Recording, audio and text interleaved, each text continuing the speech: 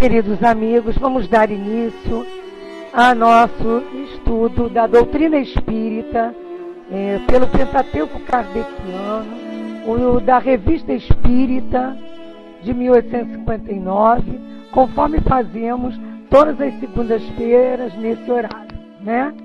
Nós temos hoje o estudo de um tema dentro das manifestações diversas, que é o bloco que nós estamos estudando hoje e por muitos meses, pois nós estamos fazendo um estudo da revista de estudos psicológicos, Revista Espírita, em blocos, né? Então, nós estamos num bloco que nós demos um nome de manifestações diversas. E num desses, nós vamos estudar hoje os agêneres. Agêneres é um artigo que vocês encontram na Revista Espírita de fevereiro de 1959, certo? Mas nós vamos fazer algumas correlações com a Revista Espírita de 1858, quando ela fala do Sr. Home, porque tem a ver. Nós podemos pegar o capítulo 7 do Livro dos Médiuns, que fala das aparições, que é o que a gente está estudando já há 3 semanas, quando se falou da feiticeira de Manusa, do duende de Bairrone, esses outros artigos anteriores, né? E também a nota 1 do rodapé da Revista Espírita de fevereiro, quando fala em obras póstumas, certo?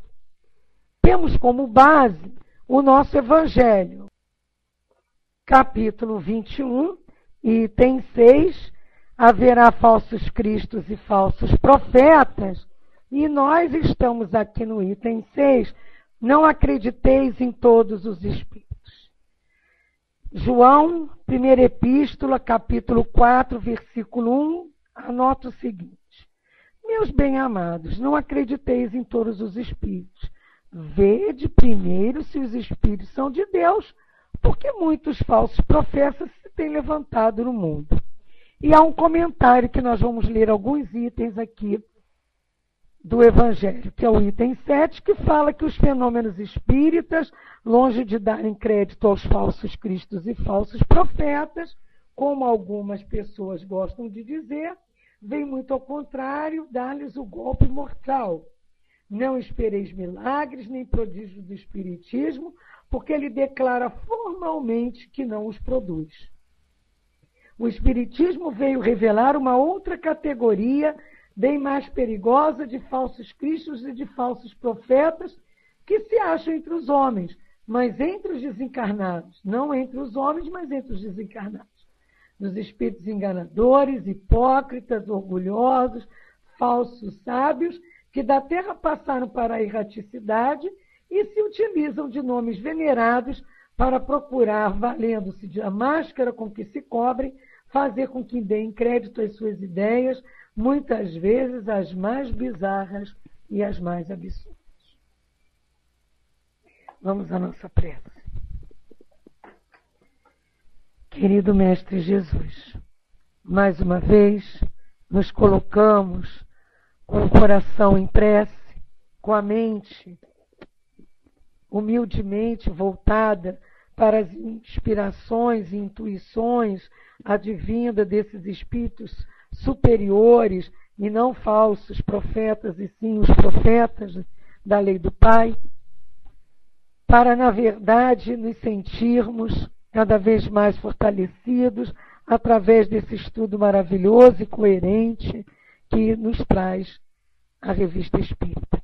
Que seja, portanto, em teu nome e em nome de Deus, que possamos dar início aos estudos da noite de hoje. Diz aqui o artigo: por várias vezes demos a teoria das aparições. Ele fala do caso que eu comentei com vocês de anteriores que nós estudamos semana passada, né? Também fala dos outros estudos, relembra a teoria da aparição, e ele diz: todos sabem que as manifestações mais extraordinárias foram produzidas pelo Sr. Home.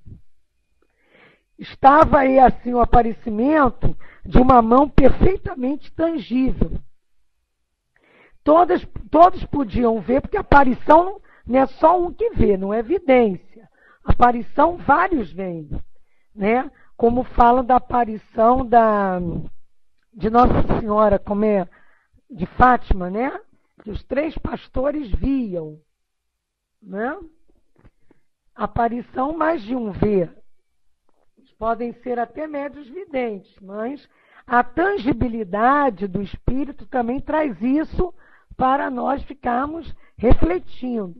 Quando nós vamos lá no livro dos Espíritos, ou desculpe, da ação dos Espíritos sobre a matéria no livro dos Médiuns, nós verificamos essas possibilidades da tangibilidade com o uso de médiuns que tenham fluidos ali em doação, médiuns de efeitos físicos. E era o que acontecia com as batidas, com os raps, né, como falavam, até que se verificou a questão das manifestações físicas, de movimentos, levantamentos, ruídos, aumento e diminuição de pesos de corpos, esses fenômenos chamados hoje muitos de Poltergeist, que haviam questões do uso do fluido vital, mas haviam questões também inteligentes, uma vontade. E o papel do médium nesse fenômeno, o fluido apropriado do médium combina com o fluido universal, é acumulado pelo espírito, a união dos 2 fluidos é animalizado com o universal, dá para dar vida aos objetos. Mas é uma vida momentânea, como está lá no capítulo 4 do livro dos Médiuns, na pergunta 14, realizada aos espíritos. Então, quando a gente estuda essas questões, é importante a segunda parte do livro dos Médiuns, nesse capítulo 4, que vão nos tirando também algumas dúvidas, né? Algumas, lógico que foram essas, para dar movimentação, né? Isso mesmo. Foram essas várias observações que trouxeram aquela teoria, né? Que a gente vê lá no livro dos Médiuns, principalmente quando ele fala no ensaio teórico sobre as aparições, na segunda parte, no capítulo 6. Né? Quando, lá no livro dos Médiuns, Kardec traz para todos nós que as manifestações aparentes mais comuns ocorrem durante o sono, através dos sonhos, que são as visões, mas cabe examinar também essas outras questões que nós verificamos as aparições propriamente ditas, em estado de vigília. Está lá na 102 do livro dos Médiuns. Então, é muito interessante que a gente faça assim, essa ligação de uma coisa com a outra. As aparições no estado de vigília não são raras nem novas. Elas sempre ocorreram em todos os tempos da história. Aquela da aparição da garganta e da fala, né? Da voz direta, né? Nós temos também a questão das possibilidades perispirituais dos homens duplos. Então, é importante que a gente se ligue nesses estudos para entendermos melhor, tá? Mas vamos continuar aqui o nosso estudo. E aí, essa mão, esse caso lá do Sr. Home, a mão era tão tangível que as pessoas apertavam em cumprimento e, de repente, ofereciam o vazio quanto as queriam pegar de surpresa. É um fato positivo, produzido em diversas circunstâncias, atestado por numerosas testemunhas oculares. Por mais estranho e anormal que pareça, sucesso maravilhoso desde o momento que é possível dar-lhe uma explicação lógica. Então, entra na categoria dos fenômenos naturais, muito embora de uma ordem completamente diversa daqueles que se produzem aos nossos olhos, né, no dia a dia. Opa, salinha feliz, salinha cheia. Dos desencarnados eu sei, mas dos encarnados estou vendo aqui vários nicks novos. Sejam bem-vindos. É um prazer estar aqui com vocês. É interativo, se alguém tiver alguma colocação sobre esse assunto, podem colocar na área de texto, tá? É um prazer. Que bom, Nassim. Então, nós vemos aqui, voltando um pouco para essa questão aqui no livro dos médios, desculpa, quando lá no capítulo 4 se pergunta, eu acho que essas perguntas são feitas a São Luís, são sim. Na pergunta 15, o espírito pode agir sem o auxílio de um médium? Ele pode agir à revelia do médium. Quer dizer que muitas pessoas servem de auxiliares aos espíritos, pois ele extrai delas, como de uma fonte, o fluido animalizado que necessita. Então, quando a gente vê um quadro virar sem ser vento, nem ser falta de equilíbrio, ou então colocou a bucha mal feita, ou então o prendedor do quadro falhou, e que aqueles fenômenos são constantes, observemos com mais cuidado, mas há alguém doando fluido sem saber. Não é maravilhoso, não é o sobrenatural, é o trabalho da ação do mundo espiritual sobre a matéria. Né? Então, o papel do médium, muitas vezes, produz o fenômeno sem saber. Quando se tem vontade de agir materialmente sobre um ponto qualquer, diz lá no livro dos médios, colocado à distância, é o pensamento quem quer. Mas o pensamento sozinho não irá bater neste ponto. É-lhe necessário um intermediário que ele dirija. Um bastão, um projeto, uma corrente diária, etc. Observai também que o pensamento não age diretamente sobre o bastão, pois se este não for tocado, não agirá sozinho. O pensamento, que não é outra coisa senão o espírito em nós encarnados, está unido ao corpo pelo perispírito. Ora, ele não pode agir sobre o corpo sem o perispírito. Todas as nossas manifestações são através do perispírito. Quando trabalhamos com espíritos, com as ideias de outros espíritos na incorporação, quando nos passamos a ideia e sentimentos de outros, sofrimentos, passamos, pois há vamos dizer assim, uma expansibilidade do médium que tem essa facilidade a nível perispiritual, encontrando com o perispírito de outrem, desencarnado ou encarnado, em estado assim meio de transe, e as ideias aí são percebidas.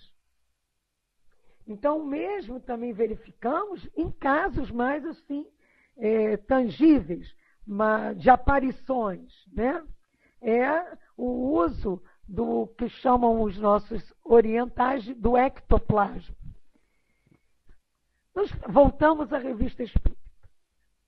Nos fenômenos comuns podemos encontrar pontos de comparação, como aquele do cego que percebia o brilho da luz e das cores pelo toque da trombeta, mas familiaridade. É precisamente a mania de querer tudo assimilar ao que conhecemos que leva tanta gente à confusão. É porque a gente tem uma dificuldade de pensar sem materializar, né, gente? A gente tem dificuldade. Pensa, mas tem que materializar.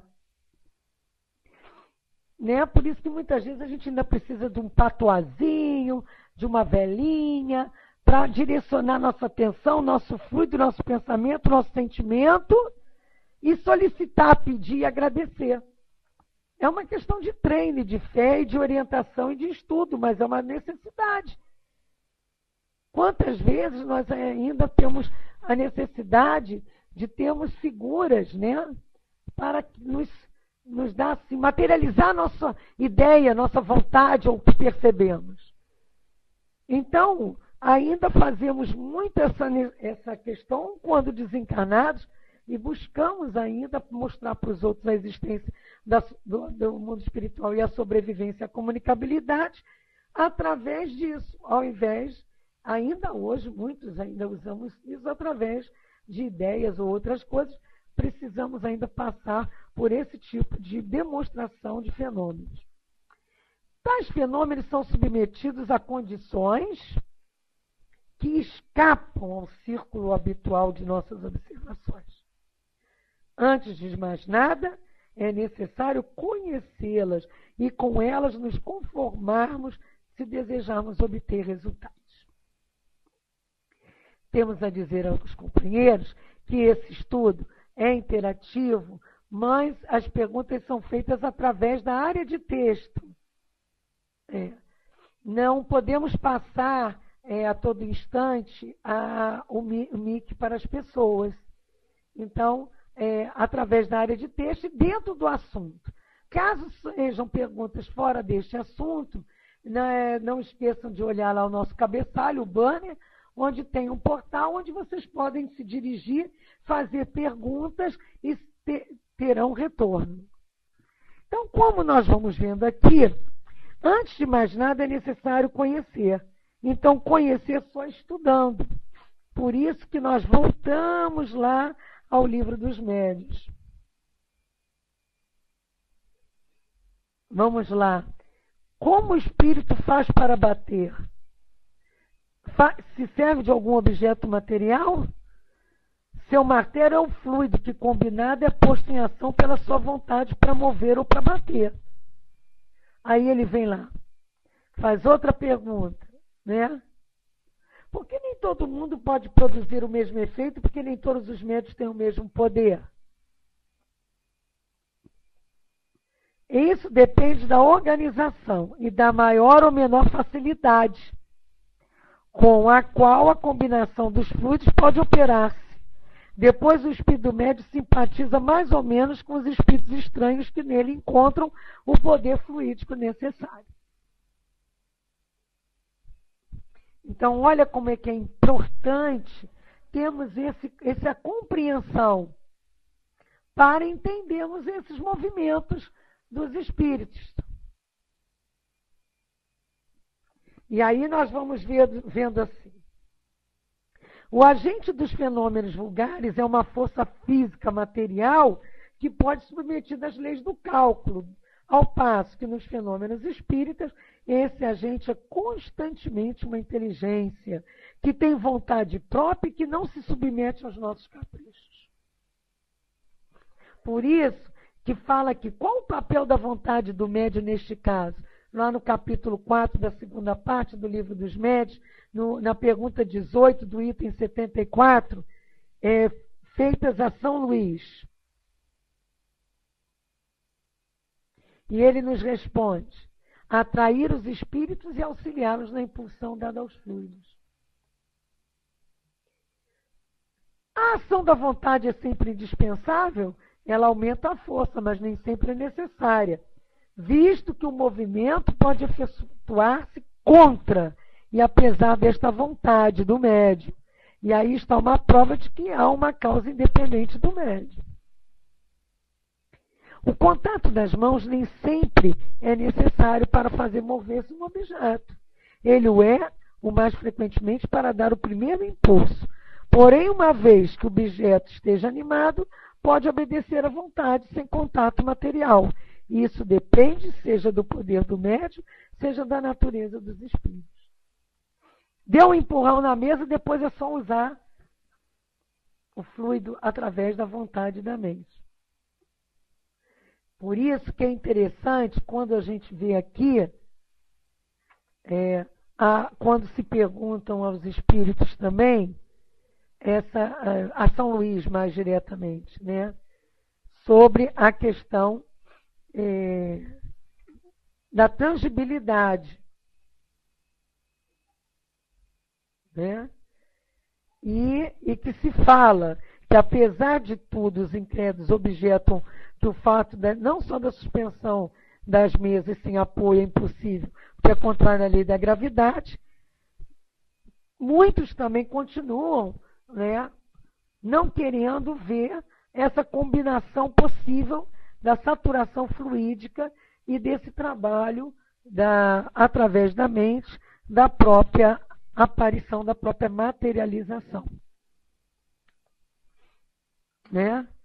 Então, é muito interessante quando a gente se prende a observar essas colocações dos espíritos. Pode-se provocar a aparição dos espíritos, está lá no capítulo 6 do Livro dos Médiuns, quando também se fazem perguntas a São Luís a respeito das manifestações visuais. É o item 100. Eu acho que é São Luís também que responde. Isso eu não tenho muita certeza. Mas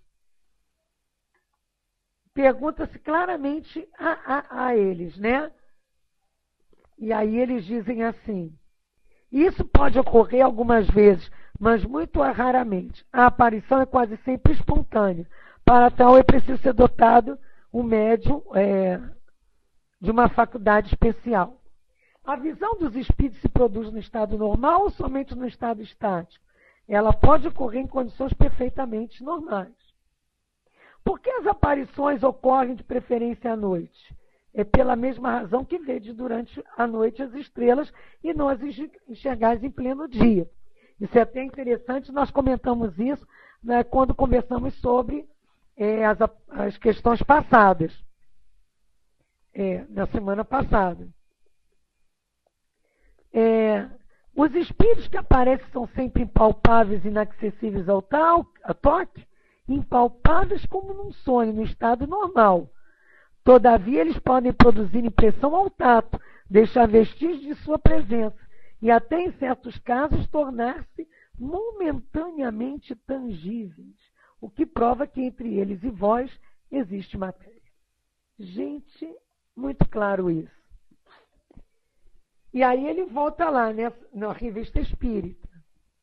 Nessas mãos havia carne, pele, ossos e unhas reais? Evidentemente não. Nessas mãos que o Sr. Home fez aparecer, que está lá na Revista Espírita de 1858. E está no nosso YouTube. Está também na galeria multimídia do portal www.espiritismo.net. Todas as 4 ou 5 conversas que tivemos aqui ano passado sobre esse médium, o Sr. Home. Quem quiser voltar lá depois para ter certeza, para ouvir o caso. Então, eles dizem aqui que era uma aparência, mas de tal ordem que produzia o efeito de uma realidade. Se um espírito tem o poder de tornar visível e palpável uma parte qualquer do seu corpo, não existe razão para que não aconteça o mesmo com os outros órgãos. Suponhamos, então, que um espírito estenda essa aparência a todas as partes do corpo. Teremos a impressão de ver um ser semelhante a nós, agindo como nós, quando não passa de um vapor momentaneamente solidificado. Então, é o caso do duende de Bayonne que nós vimos na semana passada. E a duração dessa aparência está submetida às condições desconhecidas. Depende da vontade do espírito, a gente sabe, né? Mas tem certos limites à vontade do espírito também. Nem sempre a liberdade de transpor, né, certos limites. Há também a questão do livre-arbítrio, das condições morais e da utilidade disso. Se a duração da aparência corporal é limitada para certos espíritos, podemos dizer que, em princípio, ela é variável e pode persistir mais ou menos tempo. Pode produzir-se, e estamos aqui claros disso, a qualquer momento e a qualquer hora. Por isso, essa colocação aqui de noite e dia não faz muita diferença para os espíritos. Mas como é um outro tipo de matéria, né, a gente sabe que à noite é mais fácil ver do que durante o dia. Por isso que tem as casas mal assombradas. Os espíritos estão ali o tempo todo. Mas a facilidade de ver à noite fica melhor, né, Jandina? E eles dizem aqui para nós, né? Um espírito cujo corpo fosse inteiramente visível e palpável dar-nos a aparência de um ser humano. Poderia conversar conosco, sentar-se em nosso lar como qualquer visita. A gente sabe desses casos. Mirabelle, um médium, né, mais contemporâneo, a gente sabe esse livro de Mirabelle nos mostra com essas possibilidades desse espírito também. E é interessante estudar. São casos que provam que a matéria é diferente da matéria que conhecemos, da importância da vontade dos espíritos, da limitação de acordo com a moralização, da importância desses fenômenos num passado e não tão agora, que as provas são cabais de só estudar, né? O médium não precisa mais ficar com esse sofrimento, né, de doação para provar a existência do mundo espiritual e da sobrevivência. Um espírito superior interrogado a respeito respondeu, e aí ele traz um fato ocorrido em Paris. Uma pobre mulher que estava na igreja de São Roque e pedia a Deus que auxiliasse na sua aflição. E aí ele conta, né, que à saída na rua Santo Honorato, ela encontra um senhor que a aborda e lhe diz: minha boa senhora, ficaria contente se arranjasse trabalho? Ah, meu bom senhor, peço a Deus que me faça esse favor, porque estou muito necessitado. Então vá à rua tal, número tal, procure a senhora T e ela lhe dará um trabalho. Aí vejam só. Dito isso, ele continuou o seu caminho, ela foi sem demora ao endereço, a senhora procurou, com efeito tem um trabalho para mandar fazer. Mas como não disse a ninguém, não sei como pôde a senhora vir procurar-me. Não é para correr não, hein, gente? O espírito se tornou visível a ela. Ela orou, doou fluido, tinham possibilidades ali em torno, de doação também, pela vontade, pela necessidade, não é para correr, é para respeitar. E aí a necessitada viu um retrato na parede, mas senhora, foi aquele cavaleiro ali que me mandou aqui. Este cavaleiro? Mas é impossível, é o retrato do meu filho falecido há 3 anos. Não sei como pode ser isso, mas eu vos asseguro que foi o senhor que eu encontrei ao sair da igreja, onde tinha ido pedir auxílio a Deus. Ele me abordou e foi ele mesmo que me mandou aqui. De acordo com o que acabamos de ver, nada existe de surpreendente que o espírito do filho daquela senhora, a fim de prestar serviço à pobre mulher, né, cuja prece, por certo, ouvira, lhe tenha aparecido sob forma corpórea para lhe indicar o endereço da própria mãe, que também estava precisando.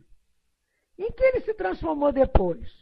Sem dúvida no que era antes, o espírito. Aquela mulher teria se encontrado um agênere com o qual conversara? Perguntarão, entretanto, por que não se teria apresentado a sua mãe? Nestas circunstâncias, os motivos que determinam a ação dos espíritos nos são completamente desconhecidos. Agem, olha que interessante, como bem lhes parece, ou antes, conforme disseram, em virtude de uma permissão, sem a qual não podem revelar sua existência de modo material. Olha que interessante. Todo mundo tem aptidão para ver os espíritos, está lá no livro dos médiuns. Durante o sono, sim, mas não no estado de vigília. No sono, a alma vem sem intermediário. Na vigília, se encontra sempre mais ou menos influenciada pelos órgãos. Por isso, as condições não são as mesmas. São visões quando estamos dormindo, médiuns videntes quando vêm em vigília e aparições com essas possibilidades de tangibilidade. Aí quando ele pergunta se pode-se provocar a aparição dos espíritos, pode ocorrer algumas vezes, mas muito raramente.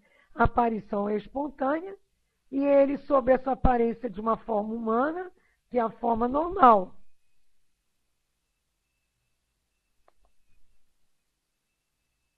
E aí, aqui na 101 do Livro dos Médiuns, ele esclarece na 102 para nós que as aparições propriamente ditas ocorrem no estado de vigília e quando se está no gozo e plenitude de inteira liberdade. E aqui na Revista Espírita, né, não nos parece que o doente de Bayonne deve ser considerado como agênere, pelo menos na circunstância em que se manifestou, que foi o que nós estudamos semana passada. Por isso que para a família ele teve sempre o caráter de um espírito e nunca procurou dissimulá-lo. era o seu estado permanente. Né? Então, nada de temer, né, gente? Ah, que medo, apareceu o espírito. Rezou, apareceu o espírito, ficou com medo. E ainda mais com utilidade no bem. Quando não é, vamos orar para ele ser encaminhado. E aí São Luís traz a bondade de esclarecer alguns pontos, que é o que nós vamos ver aqui no final. Vamos ler só aqui. 1. O espírito doente de Bayonne podia mostrar-se corporalmente em outros lugares e a outras pessoas além da sua família? Sim, sem dúvida. Isso depende da sua vontade? Não exatamente. O poder dos espíritos é limitado. Só faz o que lhes é permitido. É São Luís respondendo. O que aconteceria se apresentasse a um desconhecido? Teriam tomado por uma criança comum. Porque nós vimos isso na semana passada. Lembrando a vocês, o estudo já está aí no YouTube. Por vezes existem na Terra espíritos que revestiram essa aparência e são tomados como homens, e não como crianças. Tais seres pertencem à categoria dos espíritos superiores e inferiores. Podem pertencer a uma ou outra. São fatos raros de que há exemplos na Bíblia. Raros ou não, basta a sua possibilidade para que mereçam atenção. O que aconteceria se, tomando um tal ser por um homem comum, lhe fizesse um ferimento mortal? Seria morto? Desapareceria subitamente como o jovem de Londres. Esse jovem de Londres, a gente viu lá na Revista Espírita de 1858, num fenômeno de bicorporiedade.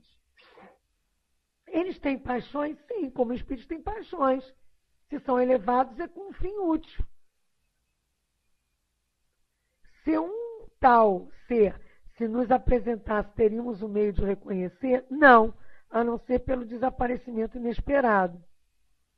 Seria o mesmo que o transporte dos móveis de um andar para o outro, que lestes anteriormente, que é aquele caso que tem no livro dos médiuns sobre transportes, né?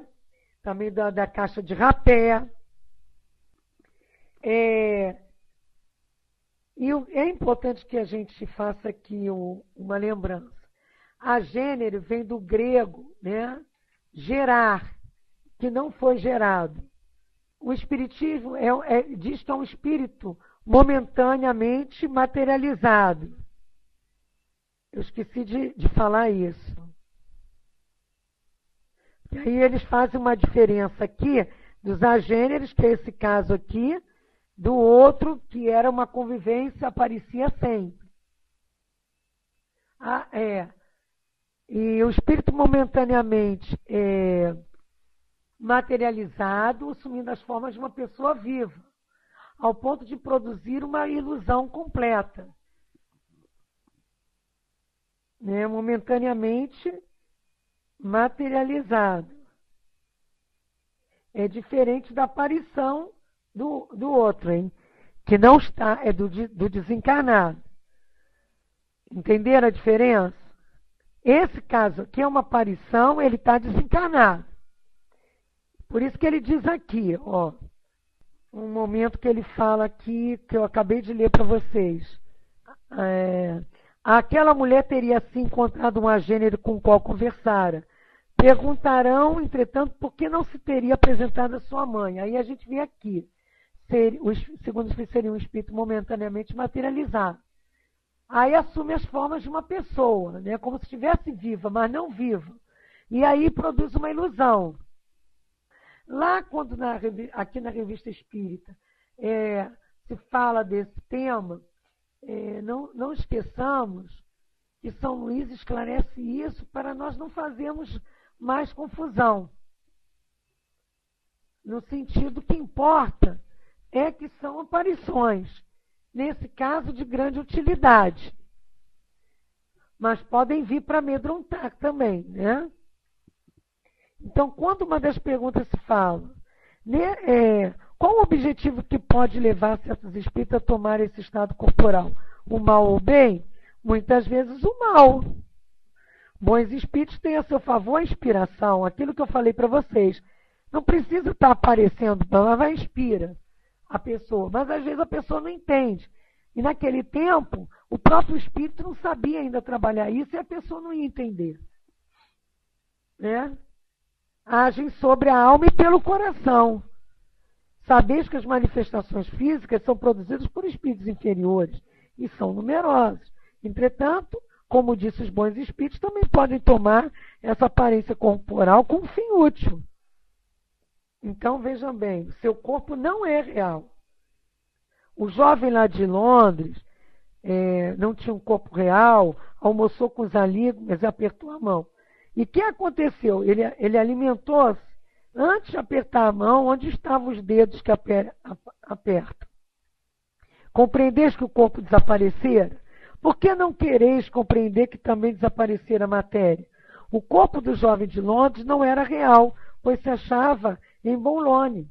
E era, portanto, aparência, aquela questão da bicorporiedade.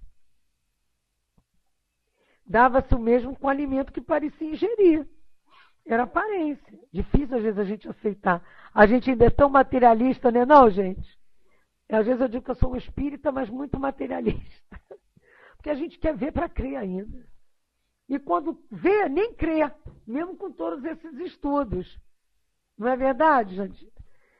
Lá no capítulo 7, quando fala dos homens duplos, da aparição de espíritos dos vivos, traz essa questão para nós, dos agêneros, né, mais propriamente ditos. Mas aqui ele toma agênero como aparição de seres desencarnados. Geral que não foi mais, que não é gerado, né? Vamos lá continuar. Nós estamos ali no item pergunta 15. Algumas vezes o protetor familiar toma essa forma? Não dispõe ele das cordas interiores, ele as toca mais facilmente do que se tivesse sob forma visível e o tomássemos por um nosso semelhante. O anjo de guarda, os espíritos que não são protetores, eles agem de outra forma. Perguntam se o conde de Saint-Germain não pertenceria à categoria dos agentes. Não, era um hábil mistificador. Nós também já estudamos o conde de Saint-Germain aqui. Lá na Revista Espírita de 1858. E fala sobre esse assunto.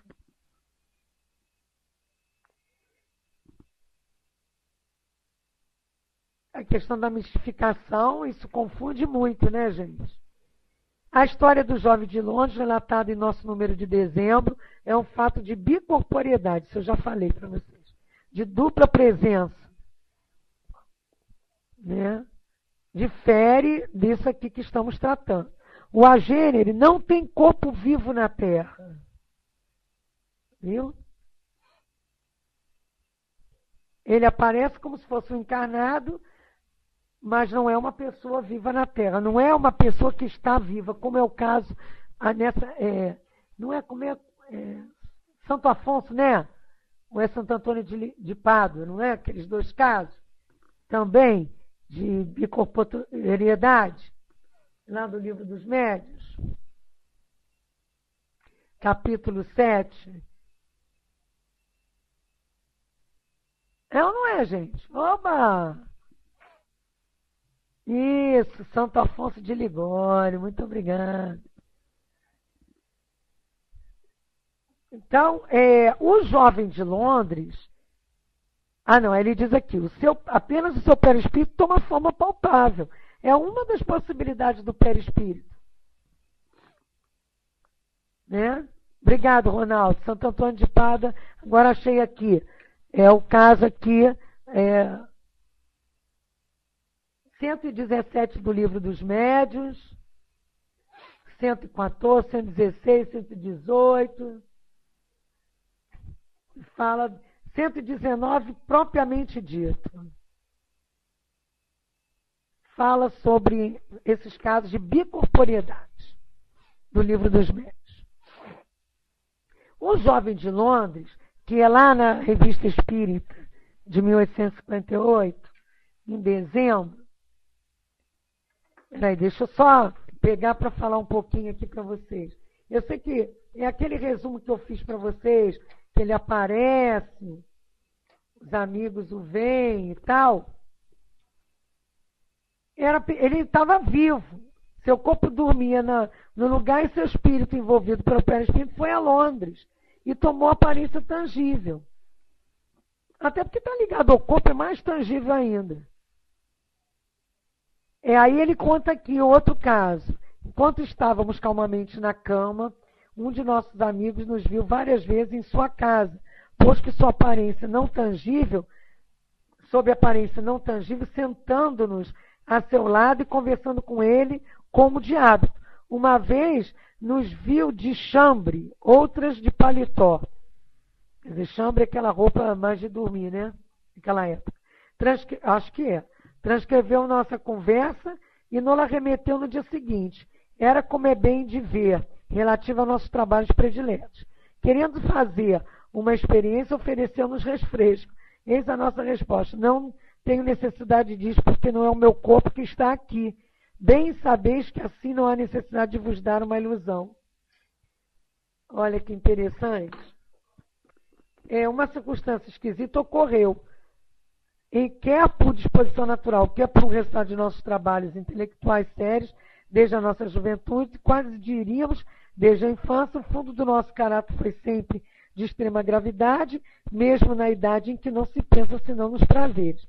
Essa preocupação constante nos dá uma aparência de frieza, mesmo de muita frieza. Desculpa. É, pelo menos, aquilo que muitas vezes nos tem sido censurado. Mas sobre essa aparência glacial, talvez o espírito sinta mais vivamente que no caso de se dar expansões exteriores. Em nossas visitas noturnas ao nosso amigo, este ficou muito surpreendido por nos ver completamente outro. Éramos mais extrovertidos, mais comunicativo, quase alegre. Olha que interessante. Tudo em nós respirava satisfação e a calma de bem-estar. Não estará aí um efeito do espírito desprendido da matéria? Diz Kardec. Sobre os agentes, Kardec deixou algumas páginas notáveis, além dessa daqui. E elas estão na Gênese, no capítulo 14, em obras póstumas sobre o estudo da natureza do Cristo, nos itens 8 e 9. Todas as passagens, Kardec deixa bem claras as condições gerais que marcam a apresentação dos agêneres. Por aí se vê que jamais se poderia aceitar a tese, né, de Rustan, né, aquela tese do corpo, né, perispiritual. Então, eu gostaria de pegar para vocês só essa questão, um pouquinho aqui, de obras póstumas. O perispírito, seus princípios, a transfiguração, a emancipação, a aparição de pessoas vivas. Capítulo 5, da primeira parte de obras póstumas. Capítulo 1, 2 e 5. E dos homens duplos, das aparições das pessoas vivas, que aí ele mostra que não é a gênere, e quando ele fala também do estudo sobre a natureza do Cristo, que é importante também para todos nós estudarmos. Certo? Eu espero que eu tenha ajudado a vocês à vontade de estudar obras póstumas, estudar a Gênese, mas estudar o Livro dos Médiuns e a Revista Espírita aqui conosco. Tá? Todo esse material já estudado, a Revista Espírita toda de 1858, está lá no www.espiritismo.net, na página onde tem a galeria multimídia, onde fala dos estudos online, e também no YouTube. Foi muito bom estar aqui.